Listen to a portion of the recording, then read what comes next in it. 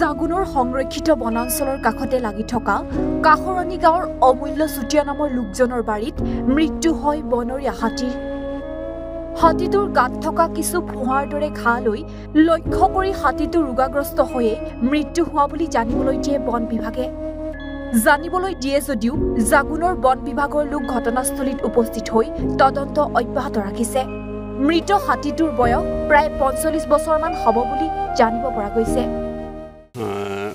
বৰ্তমান আমাৰ ঘৰৰ পৰা ভালেখিনি ডিফেন্সত অলপ দূৰত্বত মানে বাৰীৰ পৰা অকণমান আঁতৰত মোৰ জমিনতে কিন্তু হাতীটো পৰি আছে।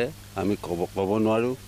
আমাৰ বোৱাৰী এজনীয়ে মাজু বোৱাৰী এজনীয়ে ছাগলী বান্ধিবলৈ আহোঁতে হাতীটো দেখি পালে যে হাতী এটা পৰি আছে বুলি তেওঁ স্বামীজনক কয়গৈ যে হাতী এটা পৰি আছে। তো তেওঁ স্বামীজনে আহি কিনে দেখিছে যে হাতীটো পৰি থকা নিচিনা ডিজাইন নাই, এনেকৈ আঁঠু গাড়ি থকা নিচিনা আছে। তো সি ভয় খাইছে।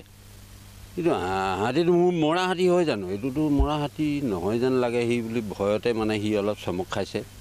চমক খোৱাৰ পিছত সি মানে অলপ ঘৰ ফালে ঘূৰি গুচি গ'ল।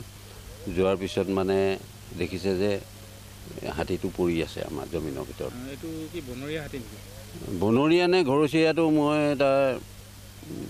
মই বুজিবলৈ কেনেকৈ পাৰিম, এতিয়া মই বুজিব নোৱাৰোঁ।